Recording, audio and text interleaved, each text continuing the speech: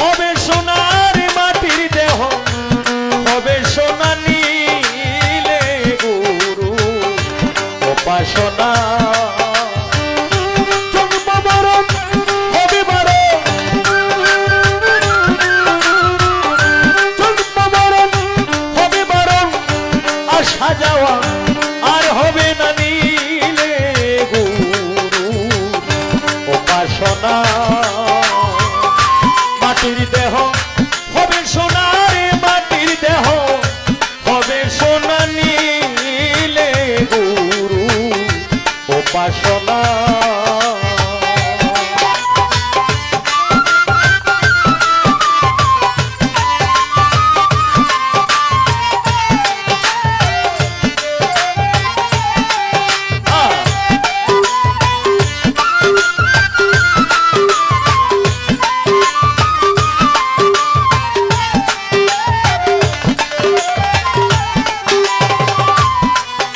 মনরে ওরে পাগল মন ওরে পাগল মন মন মন মন মনরে ওরে গুরু যারে দয়া করে দীপ জ্বালাইয়া আধার ঘরে শিখায় তারে অসাধ্য সাধনা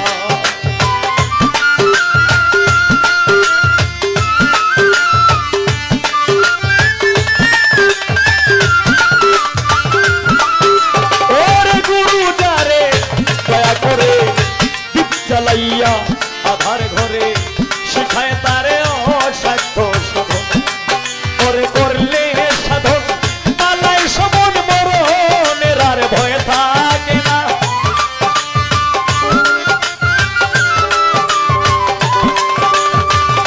করলে সাধন পালাই সমন মরণের আর ভয় থাকে না নীলে গুরু উপাসনা মাটির দেহ হবে সোনারে মাটির দেহ হবে সোনা নীলে গুরু উপাসনা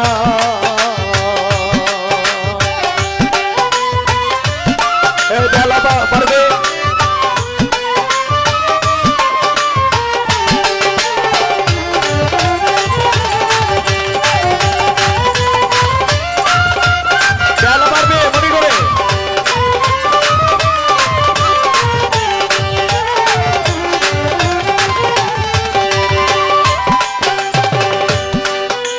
মনরে ওরে পাগল মন ওরে লোভী মন মন মন মন মনরে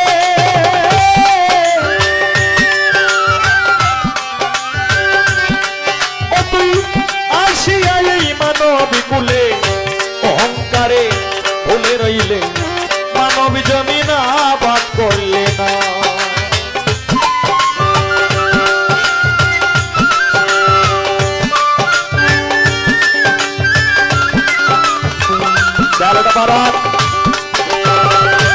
আসিয়া এই মানবী কুলে অহংকারে ভুলে রইলে মানব জমিন আবাদ করলে না করলে সাধন পালাই সমন মরণের আর ভয় থাকে না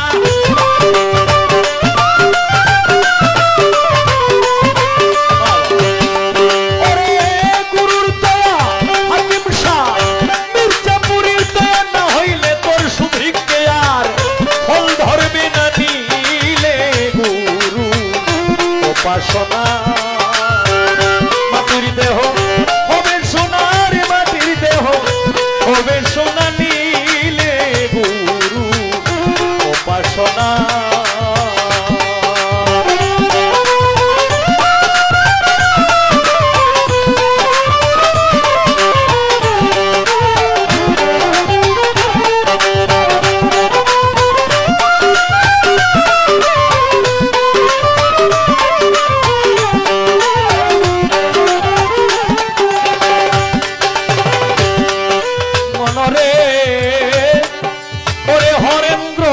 গোসাই বলে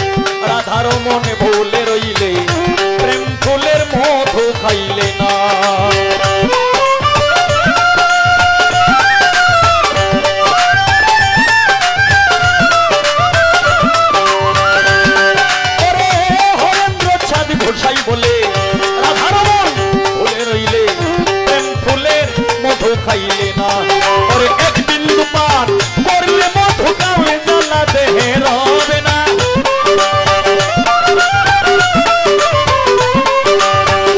এক বিন্দু পান করলে মধু কাম জ্বালা দে হেরবে না নীলে গুরু উপাসনা মাটির দেহ হবে সোনারে মাটির দেহ হবে সোনা নীলে গুরু উপাসনা জন্মমরণ হবে বরণ জন্মমরণ হবে বরণ আসা যাওয়া আর হবে না নীলে গুরু উপাসনা মাটির দেহ হবে সোনারে মাটির দেহ হবে সোনা নীলে গুরু উপাসনা মাটির দেহ হবে সোনারে মাটির দেহ হবে সোনা নীলে গুরু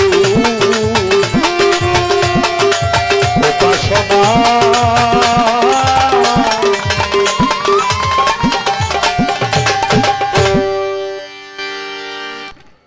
রাখরে বাজাইস না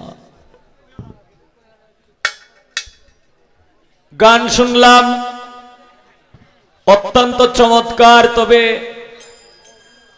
লাকি দেওয়ান তোমার একটা কথা কই তুমি শুনো এই এলাকাটার মধ্যে বিভিন্ন শিল্পী কিন্তু অপমান অবদস্ত হয়ে গেছে আমি নিজেও ওইতাম চাইছিলাম পরে যুদ্ধ করে এন থেকে বাচ্চা গেছি আল্লাহ আমারে বাঁচাইছে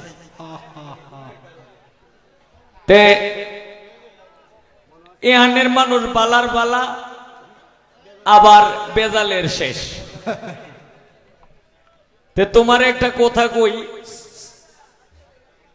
তুমিও বাউয়ে গাইও আমিও বাউয়ে গাই আর একটা বিষয় হইল গুরু শিষ্য পালা যেহেতু দিছে আমি তারে বুঝ দেওয়ার জন্য একটা গান রাখলাম গুরু শিষ্য পালা দিলে কিন্তু শিষ্যের লেগে খুব আরাম হয় কে লেগে আরাম হয় জানেন যত বান তুফান আছে সব হইল গুরুর উঠেতে যায় আর আরেকটা কথা বলি কমিটি থেকে যেহেতু বলা হচ্ছে যে একটা প্রশ্ন একটা গান মানে একটা পালার গান একটা প্রশ্ন আর একটা জার্জির যেভাবে ভালো লাগে এইভাবে একটা আমিও হয়তো পরীক্ষা যদিও তোমারে করি পরীক্ষা তোমারে একবারই করবাম কমই করবাম তুমি আমি যেহেতু গুরু আমার তো গুরুগিরি করি অভ্যাস নাই এরপরেও যেহেতু আমার পালা দিছে গুরুর ভূমিকা আমার অভিনয় তো আমি করবই তুমি শিষ্যের অভিনয় থেকে গুরুকে একেবারে যত কঠিন করে তুমি জিগাই তার প্রশ্ন করবা মাত্র একটা কি আমি বুঝাইতে পারছি কারণ অনেক শিষ্যরা আছে কিন্তু এক আধারে ৩-৪টা-৪০টা প্রশ্ন করে বইয়ে দেয় পরে ইন্দে হইল গুরুর ভাড়াবাড়ি আশা করি যাতে আমারও যাতে মানিজ্জত না যায় তোমারও যাতে মানিজ্জত না যায়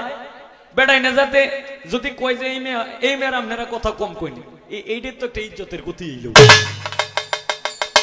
এই কথাটা যাতে না বলতে পারে যদিও কথা বলে একজন হয়তো কানে কানে বলতে পারে কিন্তু ধমক দিয়ে যাতে কথাটা না বলতে পারে কারণ তোমারে বললি আমারে বলা হইল আমারে বললেই তোমারে বলা হইল আস্তে এখন তোমার কাছে আমার একটু শিষ্যের দিকে কোনো পরীক্ষা আমি করব না শিষ্যের দিকে পরীক্ষা আমি করব পরে এখনই প্রথমে আমার পরীক্ষা করার কোনো নিয়ম নাই একটা আউট পরীক্ষা করবো আমি এটা হলো পালার আগে আচ্ছা মায়ের গর্ভে যে 10 মাস 10 দিন রইছি এটা কি আমরা জানি না কি গো আপনারা কি জানেন না মায়ের গর্ভে যে রইছেন আমিও জানি তুমিও জানো সকল দর্শকরাই জানে যে মায়ের উদরে 10 মাস 10 দিন থাইকা এরপরে পৃথিবীতে আসছে হয়তো রোগ রোগান্তরের কারণে হয়তো কেউ এই 9 মাস রইছে কেউ 8 মাস রইছে কেউ ঘটনা চক্রে 7 মাসের হোলাবানো কিন্তু আছে তা আমার কথাটা হইল তুমি একটু বলবা বন্দনার মাধ্যমে শুনলাম তুমিও কইছো 10 মাস 10 দিন রইছো, আমিও কইছি 10 মাস 10 দিন রইছি মাতৃ সিকিমে। কিন্তু আমার কথা থাকবে তোমার কাছে এইটাই, সবাই জানে যে মায়ের উদরে 10 মাস 10 দিন রইছে, কিন্তু তোমার কাছে আমার একটা কথা থাকবে, মায়ের উদরে যদি মায়ের মাতৃ সিকিমে যদি 10 মাস 10 দিন থাকতে থাকে, তাহলে তোমার বাবার কাছে তুমি কয়দিন ছিলা? কে এটা জানার দরকার আছে না? তুমি তোমার বাবার কাছে কয়দিন ছিলা? যদি বলো যে 3 ঘন্টা, আমি মানব না। যদি বলো যে সাবালিকা ওয়ার ভরে দেয়া, আমি আমি আমি বিবাহ করার আগ পর্যন্ত যতদিন আমার বাবায় ছিল ততদিনই আমি আমার বাবার কাছে ছিলাম, মানব না। যদি বলে যে এই 1 ঘন্টা কিংবা 60 মিনিট কিংবা 3 বছর কিংবা 25 বছর, কোনটা কইলে আমি মানতাম না। যেটা কইলে আমি মানবাম এইটা কইলে।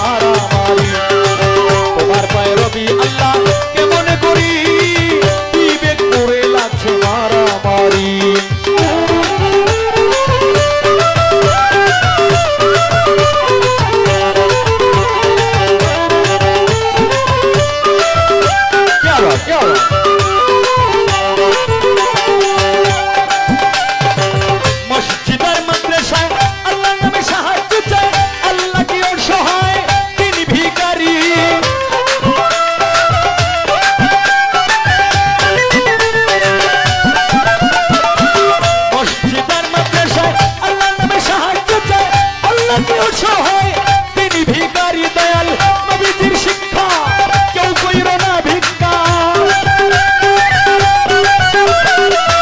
দয়াল নবীজির শিক্ষা কেউ কইরো না ভিক্ষা উপার্জন করো তোমরা পরিশ্রম করি বিবেক করে লাগছে মারামারি তোমার পায়ে রবি আল্লাহ কেমন করি বিবেক করে লাগছে মারামারি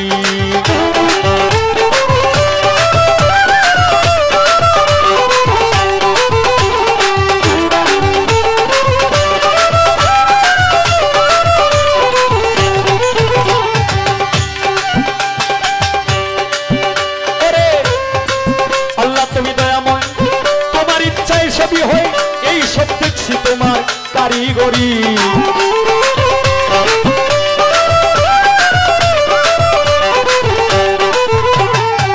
আল্লাহ তুমি দয়াময় তোমার ইচ্ছায় সবই হয় এই সব দেখছি তোমার কারিগরি ভেবে কই অহম মাস্টার দেখে এই সব বিচার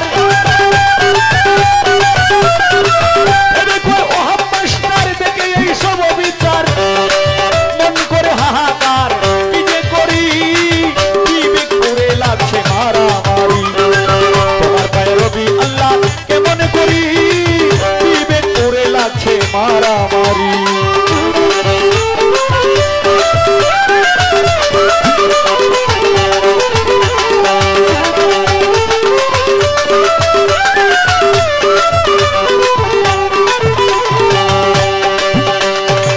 যার যখন মনে চায় চলে যায় পীরের দরগায় তার মধ্যে তারা করে ফকিরি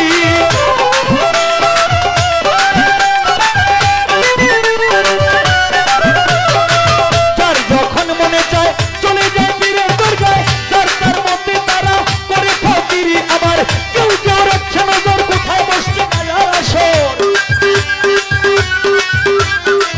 কেউ কেউ রাখছে নজর কোথায় বসছে গাজার আসর সেটাই গিয়া নেশা সেবন করি বিবেক করে লাগছে মারামারি তোমার পায়ে রবি আল্লাহ কেমন করি বিবেক করে লাগছে মারামারি মসজিদে দিচ্ছি আজান সামনে মনের দোকান মসজিদে দিচ্ছি আজান সামনে মনের দোকান মন করে আনজান কি যে করি বিবেক করে লাগছে মারামারি তোমার পায়ে রবি আল্লাহ কেমন করি বিবেক করে লাগছে মারামারি তোমার পায়ে রবি আল্লাহ কেমন করি বিবেক করে লাগছে মারামারি তোমার পায়ে রবি আল্লাহ কেমন করি বিবেক করে লাগছে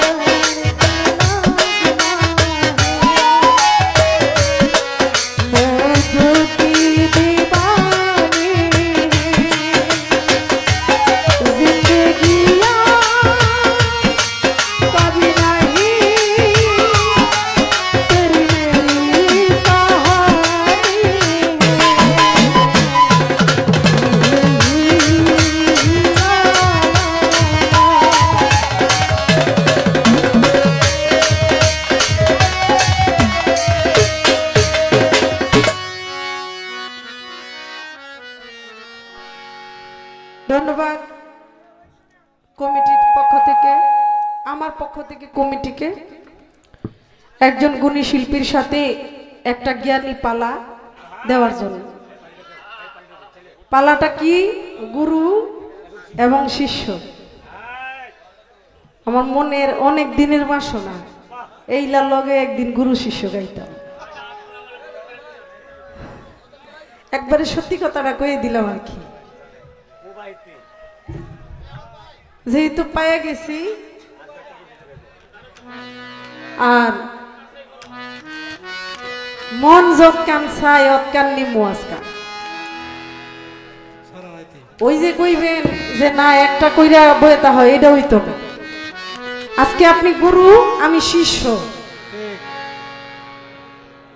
গুরুর কাজটাই হইল যত যন্ত্রণা, বেদনা, লাঞ্ছনা, গঞ্জনা, অপমান সব কিছু হইল এই গুরু একবারে হাসি মনে মনে প্রাণে একবারে কি কমুয়া সবকিছু আজকে মাইনা নিতে হবে। এটাই হলো একজন গুরুর প্রকৃত স্বভাব, নিয়ম। আর এই জন্যই মানুষ মানুষের কাছে যায়। আর নাই তোবা আপনি গুরু, আপনার হাত আছে, আমি লাকিরও হাত আছে, আপনার দুইটা চোখ আছে, আমারও আছে, আপনার একটা মাথা আছে, আমারও আছে, আপনার নাক আছে, আমারও আছে, আপনার দুইটা পাও আছে, আমারও আছে। কিন্তু আমার পায়ে তো কেউ আসে না আমারে ভক্তি দেওয়ার জন্য। আজকে রাত্রের জন্য আপনি আমার গুরু, আমি আপনারে ভক্তি দিলাম, কিন্তু আপনার মধ্যে ওই রকম যন্ত্রণা, লাঞ্ছনা, কষ্ট, বেদনা, অপমান সওয়ার মতো জিনিস আছে বিদায় আমি আপনার কাছে মুরিদ হইতে যাই। তাইলে আপনি প্রথমেই ওইটা যে কইলেন যে একটাই কইরো, তিনটা চারটা কইরা গিয়া ঘুমাইও না। আমি তিনটা চারটে কইরা গিয়া ঘুমাইতাম না, তিনটা চারটা কইরা মন সেই বয়ে থাকমু। এই তিনটা চারটার যে একটা খাবার আছে, এইটা আমি আত্মার খাবার হিসাবে গ্রহণ করে নিমু। আমার সাথে সাথে এই যে আমার জ্ঞানী শ্রোতারাও নিয়ে যায়। গুরু শিষ্য গাওয়ার মানে কি? একজন গুরু কি, একজন শিষ্য কি, মোটামুটি আপনি আর আমি যদি নাই জানতাম তাইলে তোর মঞ্চে গান করা সম্ভব হইতো না। কিন্তু আপনি আমি জানি ঠিকই, এই যে যারা এত কষ্ট করে বসেছে, এই রিপন ভাই কথা কইেন নাই, এমনি আশেপাশে কথার অভাব নাই। এই যে যারা আছে কষ্ট করে বসে আছে, এখানে আমার বাবা সমতুল্য, দাদা সমতুল্য যুবক ভাইয়েরা আছে, এদেরও রক্ত গরম ছটাইতেছে। আপনাদের বাও হবে, সময় হোক, আমাদের মাধ্যমে উনারা কিছু জানবে, বুঝবে, ওই রকম ভাবে সমাজে চলবে। এই জন্যই হলো আপনার আমার গাওয়া। আমার গুরু বাংলাদেশের একজন সুনামখ্যাত মানুষ। একদিক দিয়ে আমিও ওনার মোটামুটি গানের ভক্ত, ভালো বাজায়, ভালো গায়। কিছু কিছু গান ইদানিং একবারে বিরহে শেষ। আমি তো মনে মনে ভাবতেছি, হাই রে নতুন কোনো প্রেম টেম পড়লো কিনা। না বই না, আসলে মানুষ চায়, ভালোবাসে, এই জন্য গাই। যাই হোক, সপ্তাহ পরে হলো আজকে উনি আমার গুরু, আমি ওনার শিষ্য। সারা রাত্রে যেন আজিজি মিনতি, ভালোবাসা, ভক্তি নিয়ে ওনার সাথে গাইতে পারি, সেই দোয়াটুকু করবেন। একটা গান করলেন, তোর মাটির দেহ হবে সোনা, নীলে গুরুর উপাসনা। এইখানেই আমার একটা প্রশ্ন রয়ে গেল, যদি আবার বুইলা ফেলি, বয়স হইতাছে না। তোমার মাটির দেহ হবে সোনা, নীলে গুরুর উপাসনা। আপনার উপাসনা নিয়ে যদি সমস্ত কর্ম, সমস্ত ইবাদত আমারই করা লাগে, তাইলে আমি আপনার হাতে গুরু ধরব কেন? আপনি আমারে কয়ে দিবেন, লাকি বাড়িতে গিয়া নামাজ পড়ো, রোজা রাখো, গুরুর নামে তুমি তসবিহ পড়ো, দুরূদ পড়ো। এখন আমার কথা হইল, গুরু আপনি তো আমার পাড়ের কান্ডারি, আপনার কাছে আমি যেদিন আমার এই পাপি দেহ সঁপে দিয়েছি, আমি মনে করেছি আমার আর কোনো কিছু করা লাগবো না, ইহকাল পরকাল আমার গুরু ঈশ্বর। কিন্তু দেহি না, যাওয়ার পরে গুরু কয় এইটা করো, হেইটা করো, হেইটা করো। তাহলে আমি যদি আমার ইবাদত করি, তাহলে আপনার কাছে যাওয়ার মানেটা কি? এটা আপনার গান থেকে আমার একটা জানার বিষয় থাকলো। গুরুকে প্রশ্ন করা যায় না, আর এরকম বেয়াদব মানুষ আমি না। আমি শুধু আজকে সারা রাত্র আপনার কাছ থেকে ভিখারি হিসাবে জানতে চাই। আপনার কাছে আমার কোনো প্রশ্ন নাই, আমার জানার বিষয় সবকিছু যদি আমারই করা লাগে তাহলে আমি আপনার কাছে কেন যাব? কারণ আপনার যা আছে আমারও তা আছে। আমি যদি 5 ওয়াক্ত নামাজ পড়া লাগে, নামাজ পড়ে আমার ইবাদত আমার করা লাগে, তাইলে আর আপনার মতো 4 হাত পাওয়ালা মানুষের কাছে কি আর লাগি যাব? নীলে গুরুর উপাসনা, মাটির দেহ হবে সোনা, তোর জন্ম মরণ আর হবে না, এমন একটা গান কইছে না? এটার পাশাপাশি আমি সাধক জং বাহাদুর স্যার একটা গান করি শিষ্য পক্ষ নিয়ে, তারপর দেখা যাক কোন দিকে যাওয়া যায়।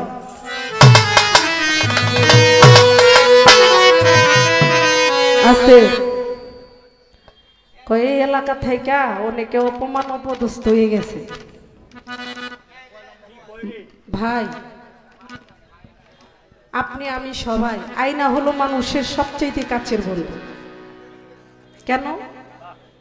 আমি যখন আয়নার সামনে গিয়ে দাঁড়াই, আয়নাকে যখন বলি আসসালামু আলাইকুম, আয়নার ভিতরের প্রতিবিম্বটা কিন্তু আমাকে বলে আসসালামু আলাইকুম। যখন আমি আয়নার সামনে গিয়ে বলি তোরে একটা ঘুষি দিয়ে মাইরা ফেলাম, আয়নার ভিতরের প্রতিবিম্বটা আমাকে বলে লাকি তোরে আরো 2টা ঘুষি দিয়ে মার। আমার বাড়িটা এখান থেকে বেশি দূরে না, ভৈরব কালিকা প্রসাদ। ভৈরবে যাইতে হয় না, ভৈরবে যাওয়ার আরো 5 কিলোমিটার আগেই হলো আমার বাড়িটা। তাইলে এই যে আয়নার সামনের কাজগুলা আমি যদি আজকে অপমানের কাজ করি, অবশ্যই অপমান করবে, কিন্তু অপমানের কাজ না করলে তো আর কেউ করতে পারবে না। কারণ হইল যদিও আজকে অনেকদিন পরে এই অঞ্চলে আসা, যদি অপমানের কোনো কাজ করতাম তাইলে এত বছর পরে আবার আনতো। নিশ্চয় ভালোবাসার কিছু করেছি বিদায় আপনাকেও আনছে, আমারেও আনছে। আর আপনি একটু বেশি আন এটা আমি জানি, কারণ আপনার হগলের লগে একটু ভালোবাসাটা বেশি আছে। আপনি যদি এই হগলের লগে ভালোবাসা করেন, এইটার কোনো দুর্নাম নাই, কারণ আপনি পুরুষ। আর আমি যদি একদিনের বেশি 2 দিন ফরিদ ভাইয়ের লগে 2 মিনিট কথা কই, তাইলে কেবল না জানি আল্লাহর লগে হেলার কি সম্পর্ক। এই জন্য হয়তো বা আমগর আসলে একটু কম, কারণ এই সমাজে কিছু বিচার দেখলে মনে মনে কষ্ট হয়, লজ্জা হয়, চোখ দিয়ে জল আসে। মানুষ একবার দর্শিত হলে, নারীরা একবার দর্শিত হইলে কয় হেই দর্শিতা হের আর বিয়া হবে না। একটা ডিভোর্স হয়ে গেলে কয় এই ডিভোর্সি নারী, ওরে আর বিয়া দেওয়া যাবে না। কিন্তু একটা পুরুষকে যদি চেক আপ করা হয় তাহলে হিসাব করা যাবে না সে কতবার দর্শিত হয়েছে। কারণ পুরুষের তো ইয়ে নাই, মিটার নাই, মিটার নাই বিদায় তাদেরকে বোঝানো যায় না তারা কয় ঘরের দরজা খোলে। কিন্তু আমি নারী, একবার যদি কিছু হয়ে যায় এইটা একবারে মোহর মারা হয়ে যায়। এই কষ্টগুলো খুব হয়। একজন নারী বিধবা হলে কয় বিয়া কইরো না, একটা বিয়া হইছে বিধবা হইছে ওরে বিয়া কইরো না। কিন্তু একটা পুরুষ সামনে পিছনে গোপনে কতজন নারী সংস্পর্শে গেছে এটা কোনো হিসাব ছাড়া। এরপর পুরুষরা সত্যি সমাজ হলো ওই দিকে। তাই হয়তো আপনার আসা যাওয়া, আপনার যেহেতু 10 বার আসা যাওয়া, আমার 2 বার হইলেও হবে ইনশাআল্লাহ। যেহেতু এখানে যারা আছে তারা তো আর প্লেনের তলা ভাঙ্গা হয় না, আমার মতো একজন মায়ের গর্ভে হয়েছে। আমারে না আনলে আমার মতো আরো অনেক লাকি আছে, অনেক শিল্পী আছে, কিন্তু আনবে। ভালোবাসাটা কারোর সাথে বেশি, কারোর সাথে কম। ওরে আমি যার লাগিয়া ভাবে আইলা, ওরে আমি যার লাগিয়া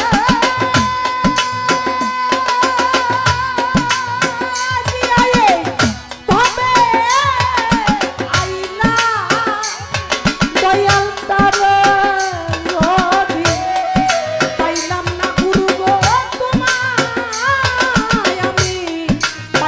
না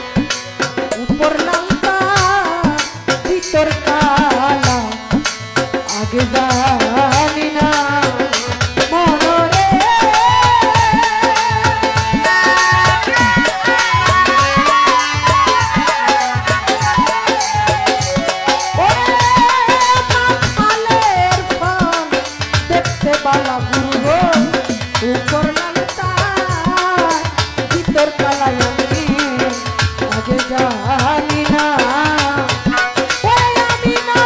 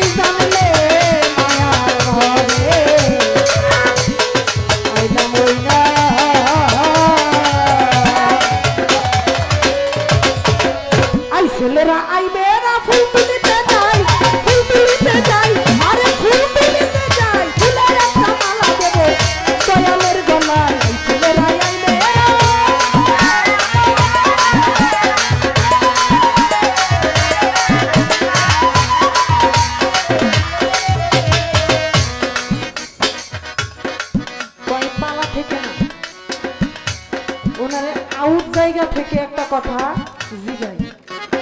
কি জিগাইলেন? ওই উনিও মার কথা কইছে, আমিও কইলাম। উনিও বাবার কথা কইছে, আমিও কইলাম। এই যে 10 মাস 10 দিন, কেউ 9 মাস, কেউ 8 মাস, বর্তমানে 6 মাসেও সিজার হয়ে যায়। সিজার হওয়ার পরে কি করে জানেন? একটা গ্লাসের মতো একটা জায়গা আছে, এইটার ভিতরে তাপমাত্রাটা একজন মায়ের গর্ভে যেই রকম তাপমাত্রা, একজন মায়ের গর্ভে যা খায় ছোট, উপরে দিয়ে শোনা যায় না, নিচে ঠিক আছে, একজন মায়ের গর্ভে যা খায় একজন সন্তান, এইটার ভিতরে এরকম একটা খাদ্য দিয়া ওই মায়ের পেটের যে টেম্পারেচার তাপমাত্রা, ওই তাপমাত্রা দিয়া ওই গ্লাসের ভিতরে চোখ ফুটানো যায়। একজন বাচ্চা পৃথিবীতে আসার যতক্ষণ উপযুক্ত হইল না ততক্ষণ পর্যন্ত ওই গ্লাসের ভিতরে রাখা যায়। কারণ আমার মায়ের কথা হইল, আমার গুরুর কথা হইল, এই বাবার কাছে কতক্ষণ তাহে, যদি কও এতক্ষণ এতক্ষণ এতক্ষণ এইটা, তাইলে আমি মানুম না, আমি মানুম যেইটা দিয়া সেইটা দিয়েই তুমি কও। আপনি কি দিয়া মানবেন এটা আমার জানা আছে, কারণ আপনার বাড়িটা আমার বাড়িটা তো কাছাকাছি, আপনার বাড়ি আমার বাড়ি পাশাপাশি, গুরু শিষ্যের একটা বন্ধন আজকে তৈরি হয়ে গেল। গুরু যদি শিষ্যের শরীরের গন্ধ, বাবা আমি তো ওই পাগলের গন্ধ পাইতাছি আজকে বাড়ির মধ্যে, কই পাগলকে চিনি না, তবে একটা লোক আসছিল। রাসূল বলে এটাই আমার আজকে পাগল। এটাই হলো গুরু শিষ্যের মনের একটা বন্ধন। যেহেতু আপনি বৈজ্ঞানিক ভাষায় মানবেন না, বৈজ্ঞানিক একটা ভাষায় বলে যে বাবার মস্তকে যে বীর্যটা থাকে এটা 72 ঘন্টার মতো ভালো থাকে, 72 ঘন্টা থাকে। এটা যেহেতু 72 ঘন্টা মানে 3 দিন, এটা কইছে উনি মানতো না। উনি মানতো না দেখা আমিও কোনো সময় কইলাম না, এই দেহের ভিতরে 18টা মুকাম আছে, একটা বীর্য এই দেহটা 18টা মুকাম ঘোরাফেরা কইরা তারপর পৃথিবীতে আসে। তাহলে এই 18টা মুকাম ঘুরতে যাইয়া যতটা সময় লাগে, কারো আছে একটু বেশি লাগে, কারো একটু কম লাগে। কেউ দেখবেন বেশির জ্বালায় মরে, আবার কেউ কমের জ্বালায় ডাক্তারখানায় ঘুরে, ইঙ্গিত দিয়ে গেলাম।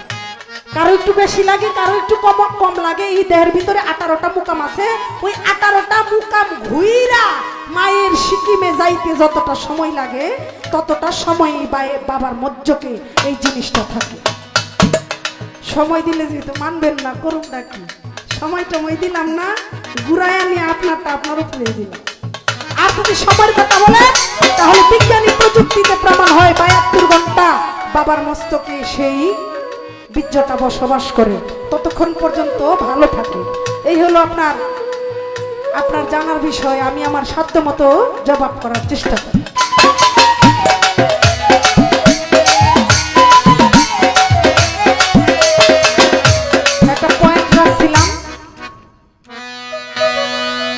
একটা পয়েন্ট রাখছিলাম, আর একটা কথা আস্তে, এটা আমার মন থেকে বলছি, একবারে কসম কাটে হইলো যারা বেঈমান তারা, সহজে কসম কাটা ঠিক না, আমি মন থেকে বলছি।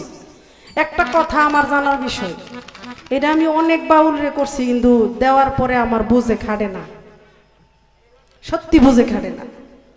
এই যে আমি আপনি বসে রইলেন, গুরু হিসাবে আমি আপনাকে বক্তি দিলাম, বক্তি দিয়ে তারপর আমার এই মঞ্চে দাঁড়ালাম না। একজন শিষ্য যখন বক্তি দেয় তার টুটটা গিয়া কোথায় পড়ে? একজন গুরুর বৃদ্ধাঙ্গুলির নখের মধ্যে। তাইলে এই যে আমার টুটটা আপনার বৃদ্ধাঙ্গুলিতে পড়লো, চাইলে তো আমি এই টুটটা অন্য জায়গায় হাঁটুতে একটা চুম্বন দিতে পারতাম, বা পায়ের মাঝখানেও দিতে পারতাম, কিন্তু একজন শিষ্য কেবল গুরুর এই বৃদ্ধাঙ্গুলিতেই কেন চুম্বন করে? এই বৃদ্ধাঙ্গুলিতে এমন কি আছে যেই কারণে একজন শিষ্য ভক্তি দিলেই মুক্তি মিলে? আচ্ছা, আবার অনেক গুরুরা আছে দেখবেন এই বৃদ্ধাঙ্গুলি নাই, ফুকে খাইয়ে লিছে। এক ধরনের ফুক আছে না, এক ধরনের ফুক আছে, এই নখগুলা খায়া ফেলে। আমরা বলে আমাদের ভৈরবের বাসায় বলে কুরহি, নখ খায়া ফেলে না, বোঝেন না আমার কথা, বোঝেন না? অনেকের নখ নষ্ট হয়ে যায় না, এক ধরনের পোকে খায়া লাই, নাহলে কেঁচা খায়া এটা নষ্ট হয়ে যায়। আমার কথা হইলো যেই গুরুরা এই নখটা নাই, সেই ভক্তরা ওই গুরুর কোন জায়গায় চুম্বন দিবে, এই ছোট করে আপনার কাছে আমার একটা জানার বিষয়।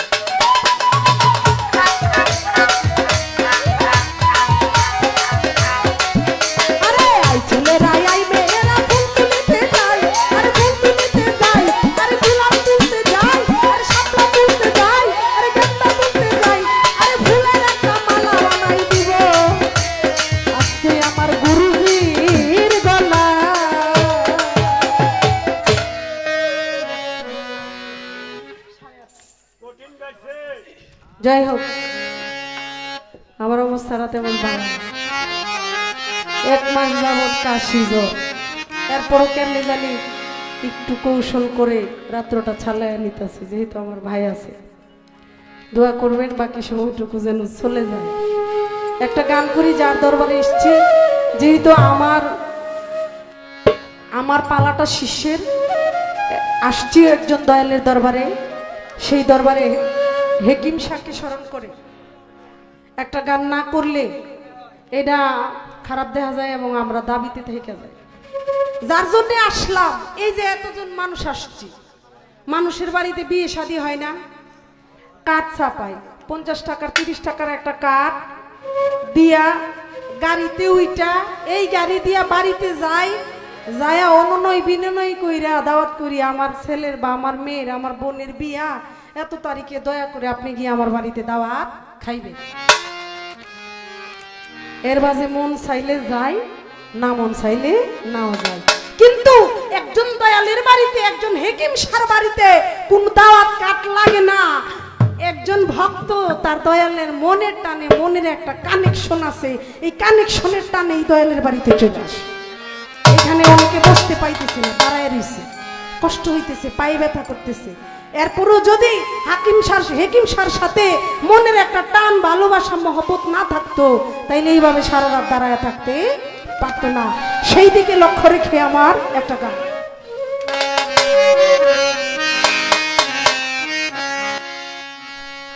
ওরে আমি পারি না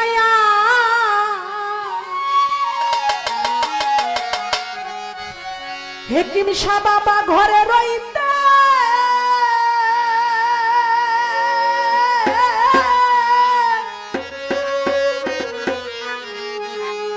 সিরাজ শাহ পারি না বাহিরে যাইতে গো,